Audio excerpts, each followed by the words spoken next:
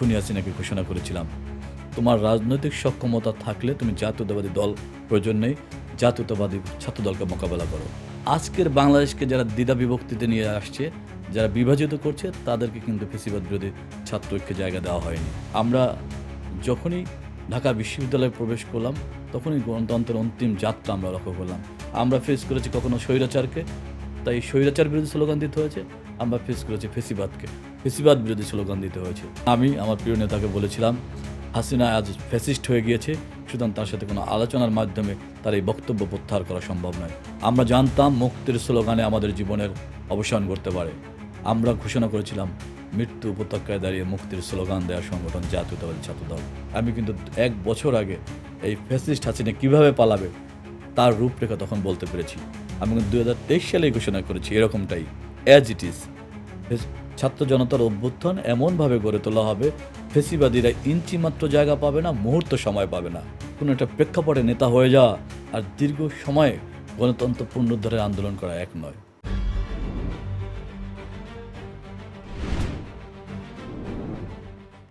প্রিয় দর্শক, স্বাগত জানাচ্ছি বাংলা নিউজের বিশেষ পডকাস্ট শো হটসিট উইথ জাকারিয়াতে। আজকের হটসিটে আছেন বাংলাদেশ জাতীয়তাবাদী ছাত্র দলের সাবেক সাধারণ সম্পাদক, স্লোগান মাস্টার এবং ফ্যাসিবাদ বিরোধী ছাত্র আন্দোলনের মুখপাত্র সাইফ মাহমুদ জুয়েল। কথা বলব ছাত্র রাজনীতি থেকে জাতীয় রাজনীতি, সমসাময়িক নানা ইস্যুতে। প্রশ্ন হবে কঠিন, উত্তর হতে হবে স্পষ্ট। শুরু করা যাক আজকের পডকাস্ট শো। সাইফ মাহমুদ জুয়েল, আপনাকে স্বাগত জানাচ্ছি। ধন্যবাদ, শুভেচ্ছা জানাচ্ছি বাংলা নিউজের সকল দর্শককে। জুয়েল ভাই, শুরুতেই জানতে চাই, আপনি তো দীর্ঘ যে ফ্যাসিবাদ বিরোধী আন্দোলনে বাংলাদেশের সবচেয়ে বড় ছাত্র সংগঠন ছাত্রদলকে নেতৃত্ব দিয়েছেন সামনে থেকে। এর আগে আপনি সাংগঠনিক সম্পাদকও ছিলেন। সেই সময়ের ছাত্র রাজনীতিটা কেমন ছিল, আর বর্তমানে যে আমরা ছাত্র রাজনীতি দেখছি, অর্থাৎ একটা ফ্যাসিবাদের আমলে আর একটা ফ্যাসিবাদ পরবর্তী সময়, এই দুই ধরনের ছাত্র রাজনীতিটাকে আপনি কিভাবে ডেফিনেশন করবেন? ধন্যবাদ। আসলে আমার জাতীয়তাবাদী ছাত্রদল তথা বাংলাদেশের রাজনীতিতে পদার্পণ হলো বাংলাদেশের রাজনীতির এক সবচেয়ে দুর্যোগকালে। আপনি নিশ্চয়ই অবগত আছেন, 2007 সালে অবৈধ ফখরুদ্দিন ইয়াজউদ্দিনের আমল থেকে শুরু করে বাংলাদেশের গণতন্ত্র যেভাবে ভুল লুণ্ঠিত হয়েছে, জাতীয়তাবাদী ছাত্রদলের একজন কর্মী হিসাবে, একজন দেশপ্রেমিক সচেতন নাগরিক হিসাবে যখনই আমরা ঢাকা বিশ্ববিদ্যালয়ে প্রবেশ করলাম, আমাদের এই গুরু দায়িত্ব এসে পড়লো আমাদের উপরে। ঢাকা বিশ্ববিদ্যালয়ে প্রবেশ করার সাথে সাথেই আমরা দেখলাম অবৈধ ফখরুদ্দিন ইয়াজউদ্দিনের আমল, গণতন্ত্র ভুলুণ্ঠিত করা প্রথম ধাপ। তখন থেকেই শুরু হলো আমাদের পথ চলা এবং দুর্বার গতিতে জাতীয়তাবাদী ছাত্র দলের সেই অগ্নিঝরা দিনগুলোতে, রাজপথের অগ্নিঝরা দিনগুলোতে চেষ্টা করেছি একজন কর্মী হিসেবে দায়িত্ব পালন করার। আপনাকে বলে রাখা ভালো, যখন আমরা অবৈধ ফখরুদ্দিন ইয়াজউদ্দিনের আমলে জাতীয়তাবাদী ছাত্রদল তথা ক্রিয়াশীল সকল ছাত্র সংগঠনের রাজনীতি নিষিদ্ধ হলো, তখন আমরা জাতীয়তাবাদী ছাত্রদলের পরামর্শে, তাদের নির্দেশনাই এবং আমাদের প্রিয় সাংগঠনিক অভিভাবক দেশনায়ক তারেক রহমান তখন কারান্তরীণ ছিলেন এবং আমাদের মমতাময়ী মা দেশনেত্রী বেগম খালেদা জিয়াও কারান্তরীণ ছিলেন। তখন আমরা নির্যাতন প্রতিরোধ ছাত্র আন্দোলন নামে আরেকটি ব্যানার তৈরি করি, কারণ তখন গণতন্ত্রের একটি কালো অধ্যায় ছিল। এটা 7 সাল 8 সালের দিকে। 7 সালে। তো গণতন্ত্রের সেই কালো অধ্যায়ের দিনগুলো থেকে গণতন্ত্রকে অতিক্রম করার জন্য আমরা জাতীয়তাবাদী ছাত্রদলের নেতৃবৃন্দ, বিশেষ করে তৎকালীন সময়ে আমরা যারা ফ্রেশার, যারা নতুন মুখ, তারা ছিলাম সম্মুখভাগে এবং আমাদের নেতৃত্বে ছিলেন তৎকালীন সময় জাতীয়তাবাদী ছাত্রদলের নেতৃবৃন্দ।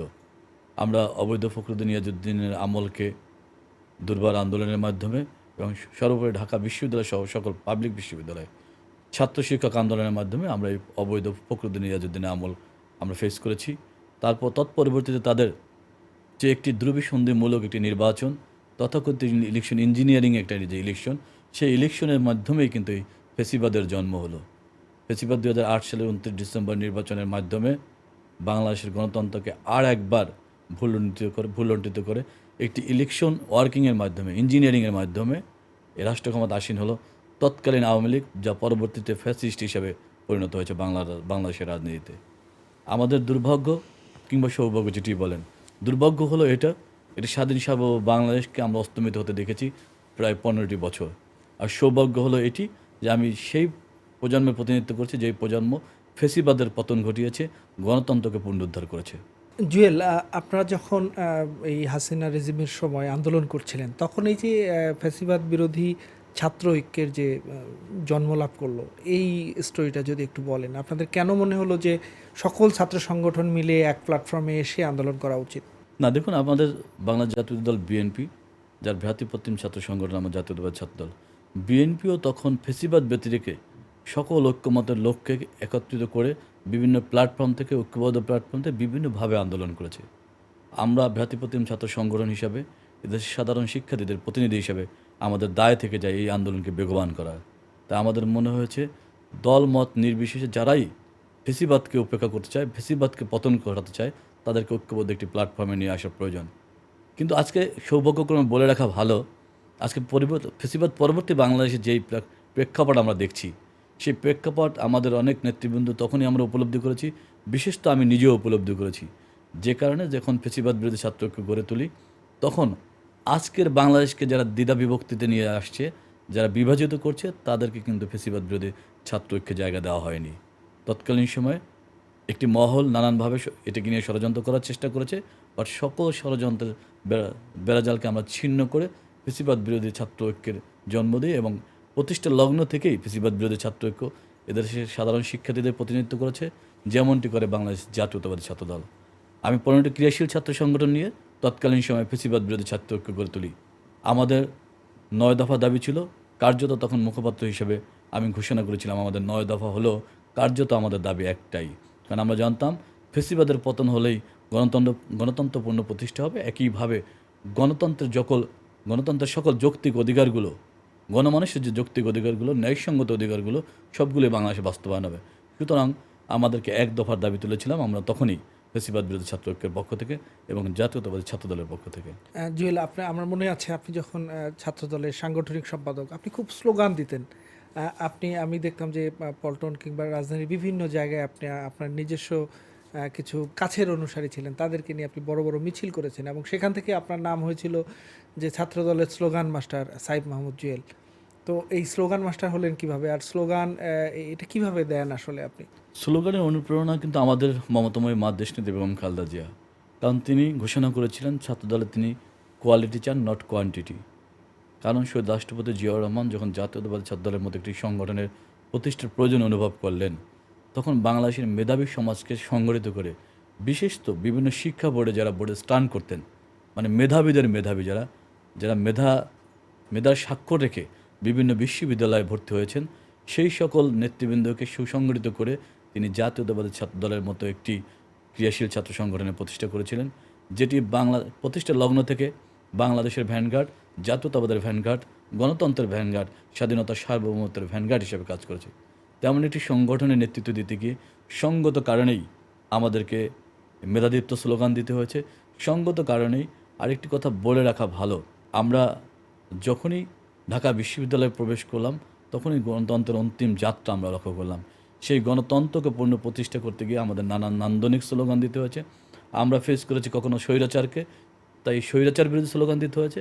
আমরা ফেস করেছি ফেসিবাদ বিরোধী স্লোগান দিতে হয়েছে। মেধাবীদেরকে ঐক্যবদ্ধ করার জন্য মেধাবীদের পক্ষের স্লোগান দিতে হয়েছে। সুতরাং স্লোগান এমনিতে যখন অন্তর্নিহিতভাবে আপনি ধারণ করবেন, তো যেই দাবিটি আপনি অন্তর্নিহিতভাবে ধারণ করবেন, অন্তঃস্থল থেকে ধারণ করবেন, সেই দাবির পক্ষে নিশ্চিত স্লোগান উচ্চারিত হবে, এটাই স্বাভাবিক।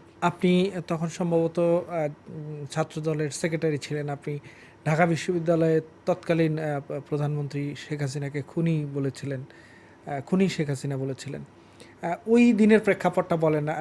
আমি নিজেও ওই দিন ওটা কাভার করেছিলাম, তো ওই দিনের প্রেক্ষাপটটা যদি একটু বলেন, তো সেই সময় আসলে কতটা কঠিন ছিল, এবং আপনার সেই বক্তব্যটা মুহূর্তেই ভাইরাল হয়ে যায় বিভিন্ন সোশ্যাল প্ল্যাটফর্মে, অনলাইন বা টেলিভিশনে। যে ঘটনাটার কথা বলছেন সেটি হলো বাংলাদেশের রাজনীতি একটি কালো অধ্যায়। কারণ গণতন্ত্রের আপসীর নেত্রী দেশনেত্রী বেগম খালেদা জিয়া, যাকে 56,000 বর্গমাইলের মানুষ অন্তঃস্থলে ধারণ করে, যার কথা শুনলে শ্রদ্ধা অবনত চিত্তে মানুষ তাকে স্মরণ করে, সেই মমতাময়ী মাকে নিয়ে তৎকালীন খুনি হাসিনা, যাকে তখনও আমি খুনি হাসিনাই বলেছি, রং হেডেড বলেছি, তিনি যে মন্তব্য করেছেন সেটি সমগ্র বাংলাদেশবাসী কিন্তু ঐক্যবদ্ধ হয়েছিল সেই স্লোগানের বিপক্ষে, সেই বক্তব্যের বিপক্ষে। যেহেতু জাতীয়তাবাদী ছাত্রদলের দায়িত্বে ছিলাম আমি দেশনেত্রী বেগম খালেদা জিয়াকে অন্তঃস্থল থেকে ধারণ করি। আবেগের শেষ জায়গা দেশনেত্রী বেগম খালেদা জিয়া, যিনি আমাদেরকে মাতৃস্নেহে লালন করেছেন এই সংগঠনকে। সেই মাকে অপমান অপদস্থ করে কথা বলবে আর জাতীয়তাবাদী ছাত্র দলের শরীরে রক্ত থাকবে সেটি নিশ্চয়ই হতে পারে না।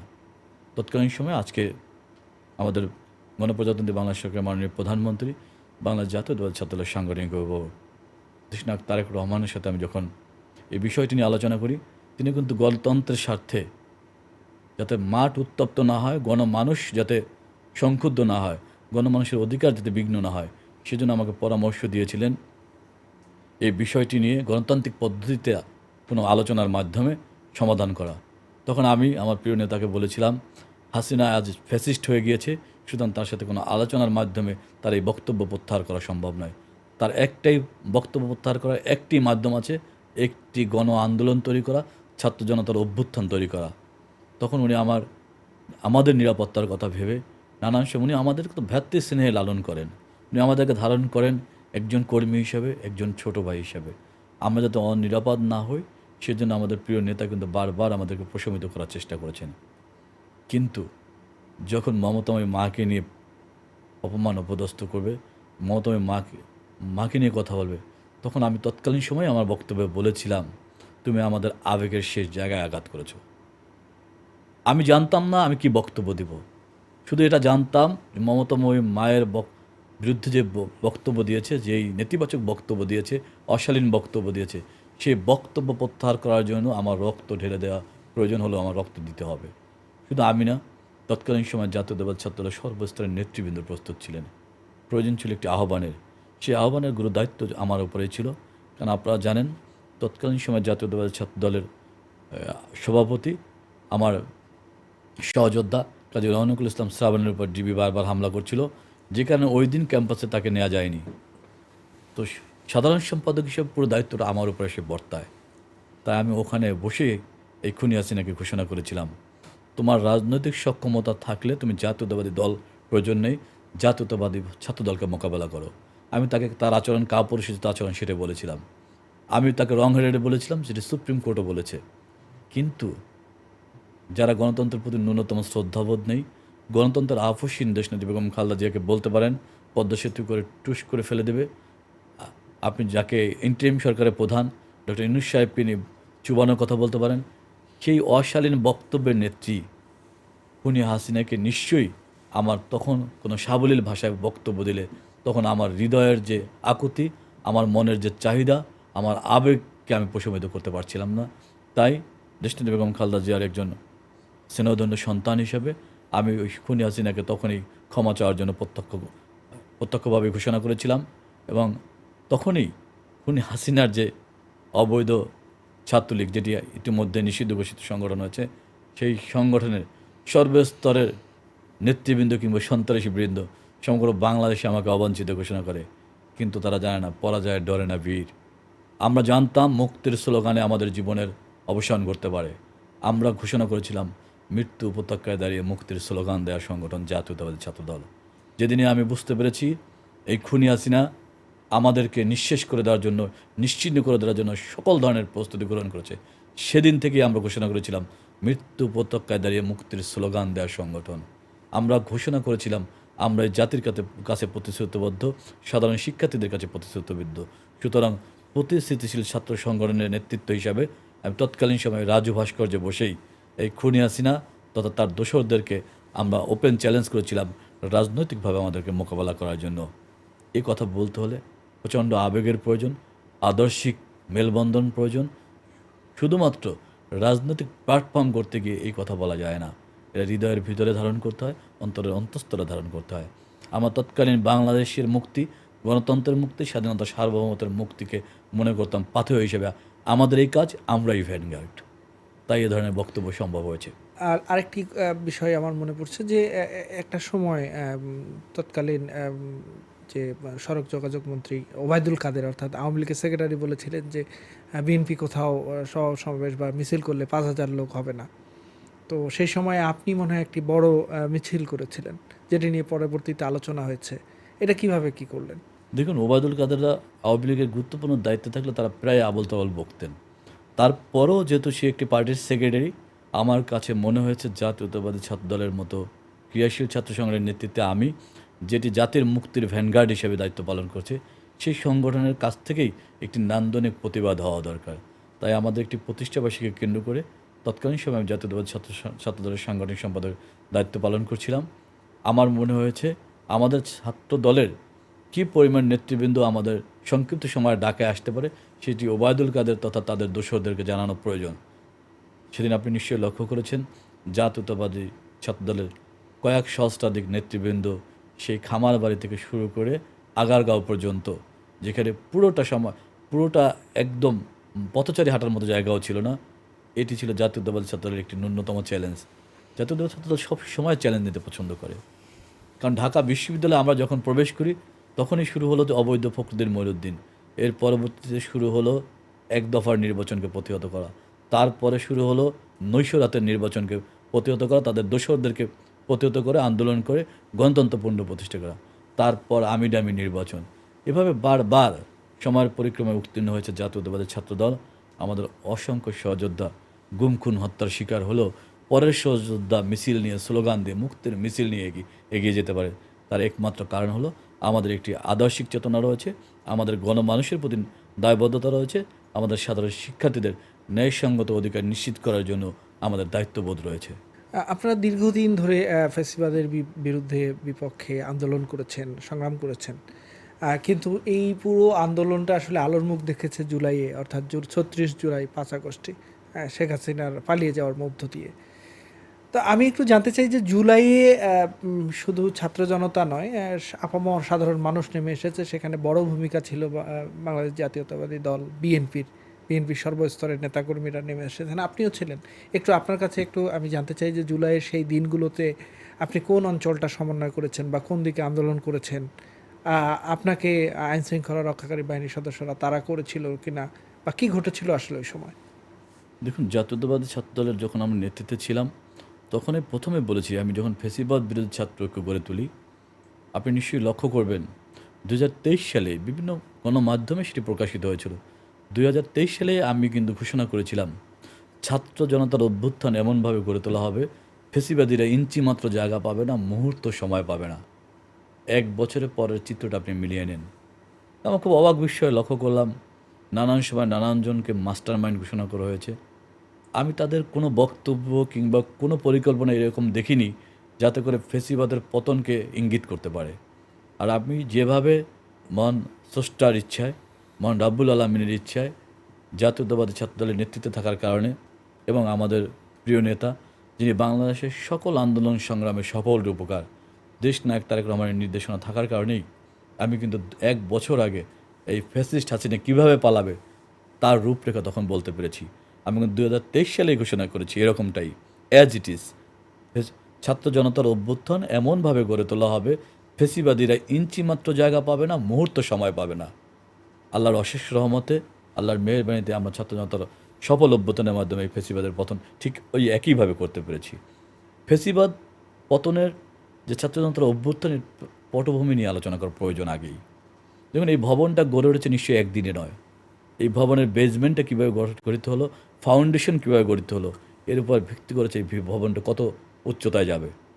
ঠিক যারা আজকে ফেসিবাদের পতনের পুরো দাবিদার, তাদেরকে আমি বলতে চাই, ফেসিবাদ পতন পরবর্তী সময় ইন্টিএমের যিনি প্রধান, এই ডক্টর মোহাম্মদ ইউনূসকে নিয়ে যখন কটূক্তি করলো শেখ হাসিনা এবং প্রিয় নেত্রী দেশনেত্রী বেগম খালেদা জিয়াকে, তখনও কিন্তু এই মহান নেতাদের একটি কণ্ঠ উচ্চকিতও আমরা দেখিনি। সেটি কিন্তু অনেক দিন আগের কথা নয়। তো সেই সময়টাও আপনাদের এই মহান নেতাদের আমি কারো কণ্ঠ উচ্চকিতও দেখিনি, প্রতিবাদ তো দূরের কথা। তো একটি মানে ফ্যাক্ট বেস লিডারশিপ, এটা ঘটনাক্রমে নেতা হওয়া, এটা সংক্ষিপ্ত সময়ে কোনো একটা প্রেক্ষাপটে নেতা হয়ে যাওয়া আর দীর্ঘ সময়ে গণতন্ত্র পুনরুদ্ধারের আন্দোলন করা এক নয়। আমাদের সংগ্রাম করতে হয়েছে, আমরা ইতিমধ্যে আমি বলেছি, স্বৈরাচার বিরোধী সংগ্রাম করতে হয়েছে, অবৈধ ফখরুদ্দিন ইয়াজউদ্দিন বিরোধী সংগ্রাম করতে হয়েছে, ফ্যাসিবাদ বিরোধী। এর জবনিকাপাত হয়েছে এসে 2024 সালের 36 জুলাই কিংবা 5 আগস্ট। 36 জুলাইয়ের পরবর্তীতে আমরা যে জিনিসটি লক্ষ্য করি, একটি দল যেটি নতুন করে একটি দল গঠিত হয়েছে, তখনকার সময় তারা আমাদের সহযোদ্ধা অনুজ ছিলেন। আমাদের জুলাই ছাত্র জনতার অভ্যুত্থানের সময় একবারও আমাদের মনে হয়নি যে এই আন্দোলনের ক্রেডিবিলিটি আমাদের নিতে হবে। কারণটা হলো দেশ মুক্তি হওয়া মানে আমার স্বাধীনতা, আমার যে সংগ্রাম, সেই সংগ্রাম বাস্তবায়ন হওয়া। গণতন্ত্র পুনরুদ্ধার হওয়া মানেই আমার দীর্ঘ জীবনের ত্যাগ তিতিক্ষা সংগ্রাম, আমার সহযোদ্ধাদের হারানোর যে বেদনাত্মক যে ঘটনাগুলো, সেগুলো সব কিছুর অবসান হবে গণতন্ত্র পুনরুদ্ধার হলে। সুতরাং কে এর ক্রেডিট নেবে সেটা নিয়ে আমরা ব্যস্ত ছিলাম না। আমাদের প্রিয় নেতা তারেক রহমান, আপনি নিশ্চয়ই অবগত আছেন, আমি ওনাকে সকল আন্দোলন সংগ্রামের সফল রূপকার বলি এই কারণে, কারণ যখন কোটা সংস্কার আন্দোলনের শুরুটা তখন থেকে ওনার সাথে আমাদের যোগাযোগ ছিল, এবং ছাত্রদলের যারা দায়িত্বে ছিলেন তাদের সাথেও যোগাযোগ ছিল। তখন থেকেই ফ্রম ডে ওয়ান থেকেই আমাদের প্রিয় নেতার বক্তব্য ছিল এমন, তুমি যে কাজটি করেছো সেই কাজটি সফলতা আসাই জরুরি, তাহলে একদিন ইতিহাস তোমাকে খুঁজে নিবে। সুতরাং আমাদেরকে গাইডলাইন দেওয়া ছিল এরকম, প্রত্যেকটি আন্দোলনকে তোমরা বেগবান করবা, দায়িত্বশীল নেতৃবৃন্দ বা যারা ফ্রন্ট ফাইটার, যাদেরকে জাতি চিনে, বিশেষ করে ফ্যাসিস্টরা চিনে, তাদেরকে সম্মুখভাগে যেতে হবে না। যে কারণে আন্দোলন সংগ্রামের নেতৃত্ব দিতে হয়েছে অচেনা কিছু মুখ, যারা আজকে জাতির নেতৃত্ব দেওয়ার চেষ্টা করছেন। সেই অচেনা মুখগুলোকে আমার প্রশ্ন, আপনাকে নিজেকে জিজ্ঞেস করেন, নিজের বিবেককে জিজ্ঞেস করেন, এই ৩৬ জুলাইয়ের পর্যন্ত এই কয়টি দিন, তার আগে আপনি এমন কোন ব্যক্তিত্ব ছিলেন আপনার ডাকে ১০০ লোক আসার মতো, ১০০ মানুষ সমাগম হওয়ার মতো অবস্থাও ছিল কিনা আপনার? এটা আপনার বিবেককে জানতে হবে। আপনি যদি পুরো ক্রেডিট দিতে চান, আপনি আগে নো দায়িত্বের নিজেকে জানতে হবে। আপনার নেতৃত্ব দেওয়ার সক্ষমতা কতটুকু ছিল? আপনি যে সংগঠনগুলো করে এসেছেন, সেই সংগঠনের নেতাকর্মীর সংখ্যা কত ছিল? তো আজকে আপনারা পুরো ক্রেডিট নিচ্ছেন, এই ক্রেডিট নিতে গিয়ে যেটা হচ্ছে, জাতি দ্বিধা বিভক্তি হচ্ছে। ওনাদেরকে আমার প্রশ্ন, যদি ওনাদের নেতৃত্বে অভ্যুত্থান হচ্ছে, এই জিনিসটি কিন্তু আমরা কেউ উপেক্ষা করে যাচ্ছি না, কারণ নেতৃত্বের সময়ের প্রয়োজন ওনাদেরকে দিতে হয়েছে একটি অরাজনৈতিক প্ল্যাটফর্ম হিসাবে। কারণ রাজনৈতিক প্ল্যাটফর্মের সফলতা আসেনি, এই প্রশ্নটা ওনারা অনেক সময় করেন। রাজনৈতিক দলগুলো আন্দোলন সংগ্রাম করেছে, কিন্তু তারা সফলতা নিয়ে আসতে পারেনি। তিনি ব্যঙ্গাত্মক কথাও বলেন, তাদের তো আসলে অভিজ্ঞতার অভাব রয়েছে। রাজনৈতিক আন্দোলনে তখন রাজপথের যে অগ্নিঝরা পথ ছিল, প্রত্যেকটি মিছিলে যে গুলিবিদ্ধ হওয়ার ইতিহাস ছিল, সেই ইতিহাসে ওনারা সামিল হতে পারেন নাই। কিন্তু ঠিক সময়ের প্রয়োজনে যখন গণতন্ত্র পুনঃপ্রতিষ্ঠার জন্য আমাদেরকে স্যাক্রিফাইস করতে হবে, তখন আমরা কিন্তু নেতৃত্ব স্যাক্রিফাইস করে দিই। জাতীয়তাবাদী ছাত্রদলের মতো সংগঠন, যেটি দক্ষিণ এশিয়ার সর্ববৃহৎ ও জনপ্রিয় ছাত্র সংগঠন, সেই সংগঠন নেতৃত্ব ছেড়ে দিয়ে সম্মুখভাগে কিছু অচেনা মুখকে দিয়ে এই আন্দোলনকে বেগবান করেছে। এর ক্রেডিট কখনোই এই আন্দোলনের সফল রূপকার তারেক রহমান নিতে চাননি, কখনো জাতীয়তাবাদী ছাত্রদল নিতে চাননি, কখনো জাতীয়তাবাদী শক্তি নিতে চায়নি। কিন্তু জাতি আজকে যখন দ্বিধা বিভক্তি করার একটি অপচেষ্টা চলছে, একটি অপপ্রয়াস চলছে, তখন জাতীয়তাবাদী ছাত্রদল তথা জাতীয়তাবাদী শক্তির এই কথাটি স্পষ্ট করা খুব প্রয়োজন। আমার তাদের কাছে জিজ্ঞাসা, ঢাকা শহরে যেই সকল স্পটগুলোতে আমরা যদি সেক্টর হিসাবে ভাগ করি, আমরা যদি যাত্রাবাড়ি বলি, আমরা যদি ঢাকা বিশ্ববিদ্যালয় বলি, রামপুরা বলি, একেবারে ইস্ট ওয়েস্ট ইউনিভার্সিটির এখানটা বলি, ব্র্যাক ইউনিভার্সিটির এখানটা বলি, আমরা যদি আরও এগিয়ে গিয়ে নর্থ সাউথ ইউনিভার্সিটির ওখানটা বলি, উত্তরা বলি, মিরপুর বলি, কোন জায়গায় আপনার কোন সেক্টর কমান্ডার দায়িত্ব পালন করেছেন? শুধু ঢাকা বিশ্ববিদ্যালয়ে আসো, রাজুতে আসো, শাহবাগে এসে বড় স্লোগান দিলে কি আন্দোলন সংগ্রাম গড়ে ওঠে? আমি জানতে চাই,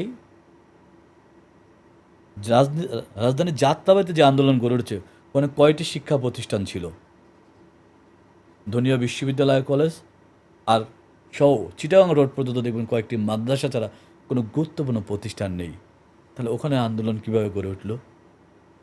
এটি জাতীয়তাবাদী শক্তি, রাজনৈতিক শক্তি এই আন্দোলন গড়ে তুলেছে। ওখানে কয়জন আমার শিক্ষার্থী বন্ধুরা, সেটি যে দলেরই হোক, আমার জাতীয়তাবাদী ছাত্রদল সহ যেই সংগঠনেরই হোক, কয়জন শিক্ষার্থী ওখানে নিহত হয়েছে? বাকি কারা? তারা বিভিন্ন রাজনৈতিক দলের কর্মী, বিশেষ করে জাতীয়তাবাদী দলের কর্মী। জাতীয়তাবাদী দল বিভিন্নভাবে এই আন্দোলনটাকে গড়ে তুলেছে, কারণ এই সংগ্রাম জাতীয়তাবাদী দলের সংগ্রাম। গণতন্ত্র মুক্তি মানেই জাতীয়তাবাদের মুক্তি, গণতন্ত্র মুক্তি মানে বাংলাদেশিদের মুক্তি, গণতন্ত্র মুক্তি মানেই জাতীয়তাবাদী দল দায় এড়াতে পারে যে মুক্তির মিছিলটি হবে, সেই মুক্তির মিছিলের ক্রেডিট না দেখ, একটি সন্তুষ্টি আমাদেরই থাকবে, কারণ এই সংগ্রাম ছিল আমাদের। আরেকটি কথা বলে রাখা খুব ভালো, সেটি হলো, আমার জিজ্ঞাসা হলো, আমরা যে শিক্ষার্থী বন্ধুদের সাথে রাজপথে ছিলাম, তাহলে গলিতে দাঁড়িয়ে কিংবা বিভিন্ন ভবনের ছাদে দাঁড়িয়ে সন্ত্রাসী যে গুলি বর্ষণ করছিল, সেই গুলি বর্ষণগুলো কীভাবে থেমে গেল? আমার শিক্ষার্থী বন্ধুরা বা আমরা যারা রাজপথে ছিলাম, শুধুমাত্র তারা ঢিল ছুঁড়েছি আর ওখান থেকে আন্দোলন সন্ত্রাসীদের গুলিবর্ষণ বন্ধ হয়ে গিয়েছে? আপনাদেরকে বুঝতে হবে, এটি বোধোদয় হইতে হবে। কারণ যুবলীগ ছাত্রলীগের সন্ত্রাসীরা জানে কোন পাড়া মহল্লায় জাতীয়তাবাদের কী অবস্থান। তারা সেই সাবধানতা অবলম্বন করেই কিন্তু ওই জায়গা ছেড়ে দিতে বাধ্য হয়েছে। কারণ কোন ভবন থেকে গুলি হয়, গুলিবর্ষণ হয়, নিশ্চয়ই আমার শিক্ষার্থী বন্ধুরা বা আমরা যারা রাজপথে ছিলাম সেই কথাগুলো কিন্তু জানার কথা না। কারণ তখন আমি রাজপথের সম্মুখ লড়াই নিয়ে ব্যস্ত ছিলাম। তাহলে পাড়া মহল্লার যে গুলিবর্ষণগুলো বন্ধ হয়ে গেল, আপনাদের হৃদয় দিয়ে বিবেক দিয়ে অনুভব করতে হবে সেই গুলিবর্ষণ বন্ধ করতে কেউ না কেউ ভূমিকা পালন করেছে। কেউ না কেউ পাশের ভবন থেকে ইট ছুটতে হয়েছে, কেউ না কেউ ওখানে বসে তাদেরকে অবরুদ্ধ করে রাখতে হয়েছে। সেটি কারা? এই আজকে যারা সেক্টর কমান্ডার রয়েছেন, যে মহানায়করা রয়েছেন, তারা কি কোথাও কোনো ভবন 5 তারিখের আগে অবরুদ্ধ করে রাখতে পেরেছেন? আমরা দেখেছি 5 তারিখের পরে কিছু ভবন তারা অবরুদ্ধ করে রেখেছে। 5 তারিখের আগে এই মহান নেতাদের আমার স্নেহাস্পদ অনুৎসব এভাবে বলা উচিত না। তারপর আজকে বাংলাদেশের প্রেক্ষাপটে এমন করে দিয়েছে, আমি দীর্ঘ সময় পরে বলতে বাধ্য হচ্ছি। এই মহান নেতাদের অনেক নেতারাই, ওনাদের অনেক যারা নেতৃত্ব দিতেন, তারা আমাদের বক্তব্য স্লোগান শোনার জন্য অপেক্ষায় থাকতেন। আজকে সময়ের পরিক্রমায় আপনারা জাতীয় পর্যায়ে নেতৃত্ব দিয়েছেন, আমরা কিন্তু নেতৃত্ব মেনে নিয়েছি। কিন্তু এর মানে এই নয়, এই বাংলাদেশের গণতন্ত্র পুনরুদ্ধারের সবচেয়ে বড় যে শক্তিটি, যে অকৃত্রিম শক্তি, সেটি হলো জাতীয়তাবাদী শক্তি। সেই জাতীয়তাবাদী দলকে নানানভাবে কটূক্তি করছেন। জাতীয়তাবাদী ছাত্রদল, যার অসংখ্য সহযোদ্ধা গুম খুন হত্যার শিকার হচ্ছে, তাদেরকে নিয়ে কটূক্তি করছেন। যাদের ইতিহাস হলো গুম খুনের শিকার হয়েও মুক্তির মিছিল করার ইতিহাস, যাদের ইতিহাস হলো পাশের সহযোদ্ধা গুলিবিদ্ধ লাশ কাঁধে নিয়ে তারপর মুক্তির মিছিল করার ইতিহাস, যাদের ইতিহাস হলো সন্ত্রাসীদের রামরাজত্ব কায়েম করা, চর দখলের ন্যায় দখল করা, ওই ঢাকা বিশ্ববিদ্যালয়ের ছাত্রলীগ সন্ত্রাসীদেরকে প্রতিহত করার ইতিহাস, যাদের ইতিহাস হলো গুম খুন হত্যার শিকার হলো পরের দিন মিছিল আরও দীর্ঘায়িত করার ইতিহাস, যাদের ইতিহাস হলো, আমি খুব নির্মোহভাবে বলতে চাই, গত 17 বছর যদি বিএনপির নেতৃত্বে এই গণতন্ত্র পুনরুদ্ধারের আন্দোলন চলমান না থাকতো, আজকে যে নানান রাজনৈতিক দলের প্রকাশ আমরা দেখছি, তাদের প্রকাশও মিলত না। যেমনটি শহীদ রাষ্ট্রপতি জিয়াউর রহমান, মরহুম শেখ মুজিবুর রহমান হত্যাকাণ্ডের পূর্ববর্তী সময়ে যখন উনি বাকশাল কায়েম করলেন, ওনার হত্যার পরবর্তী সময়ে শহীদ রাষ্ট্রপতি জিয়াউর রহমান এসে যেমন বহুদলীয় গণতন্ত্র প্রবর্তন করে এই বাকশাল থেকে আওয়ামী লীগের জন্ম দেওয়ার সুযোগ করে দিলেন, ঠিক একইভাবে অন্যান্য রাজনৈতিক দলকে রাজনীতি করার সুযোগ করে দিলেন। ঠিক বাংলাদেশের ইতিহাসে এই গণতন্ত্র বিকশিত হয়েছে জাতীয়তাবাদী শক্তির হাত ধরেই। সেই স্বৈরাচার বিরোধী আন্দোলনে দেশনেত্রী বেগম খালেদা জিয়ার হাত ধরে যেভাবে স্বৈরাচার মুক্ত হয়েছে বাংলাদেশ, গণতন্ত্রের বিকাশ লাভ করেছে, অবৈধ ফখরুদ্দিন নিয়াজউদ্দিনের আমলও জাতীয়তাবাদী ছাত্রদের হাত ধরে তথা জাতীয়তাবাদী শক্তির হাত ধরে এই ফখরুদ্দিন নিয়াজউদ্দিনের পতন হয়েছে। ঠিক একইভাবে এই ফেসিবাদের পতনের পটভূমিও কিন্তু জাতীয়তাবাদী ছাত্রদল, জাতীয়তাবাদী দল তথা জাতীয়তাবাদী শক্তি তৈরি করেছে। সুতরাং দেশের প্রয়োজনে, স্বাধীনতা সার্বভৌমত্বের প্রয়োজনে, গণতন্ত্রের প্রয়োজনে আমাদেরকে ঐক্যবদ্ধ থাকতে হবে। বিভাজিত হয় এমন সকল বক্তব্য আমাদেরকে বন্ধ করতে হবে। 5 আগস্টের পর বাংলাদেশে একটি দেখা যায় যে বিভিন্ন ক্যাম্পাসগুলোতে ছাত্র রাজনীতি বন্ধের দাবিতে বিভিন্ন আন্দোলন দেখা যায় এবং এর পরবর্তীতে দেখা যায় যে যারা এই ছাত্র রাজনীতি বন্ধের আন্দোলন করেছে তারাই আবার বিভিন্ন রাজনৈতিক দলের হয়ে করেছেন। তো আপনারা যেটি বলছেন যে গুপ্ত রাজনীতির কথাটাও আমরা নতুন করে শুনছি, এই বিষয়ে যদি জানতে চাই যে ছাত্র রাজনীতির এই গুপ্ত রাজনীতি কি আসলে ছাত্র রাজনীতির জন্য ভালো কিনা বা হুমকি কিনা? আচ্ছা দেখুন, ছাত্র রাজনীতি বন্ধ হলে বেনিফিশিয়ারি কারা, এটা আমাদেরকে ভাবতে হবে। ছাত্র রাজনীতি বন্ধ হলে একটি মেধাহীন রাজনৈতিক নেতৃবৃন্দের উন্মেষ ঘটবে। সেই মেধাহীন রাজনীতির উন্মেষ ঘটলে এই বাংলাদেশ আবারও বিপদগামী হবে। একইভাবে হয়তো বহির্বিশ্বে তাদের কোনো প্রভু শক্তি থাকলে তারা উপকৃত হবে।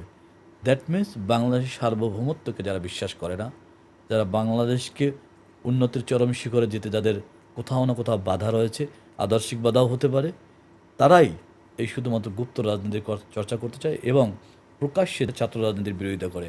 আমি বিশ্বাস করি বাংলাদেশের প্রয়োজনে অবশ্যই ছাত্র রাজনীতির প্রয়োজন রয়েছে, সেটি নিঃসন্দেহে একটি নির্মোহ, সেটি নিঃসন্দেহে একটি ছাত্রদের উৎকর্ষ সাধনের জন্য এবং বাংলাদেশের গণতন্ত্র, স্বাধীনতা, সার্বভৌমত্ব, গণমানুষের ন্যায়সঙ্গত অধিকার, আইনের শাসন প্রতিষ্ঠার জন্য হতে হবে।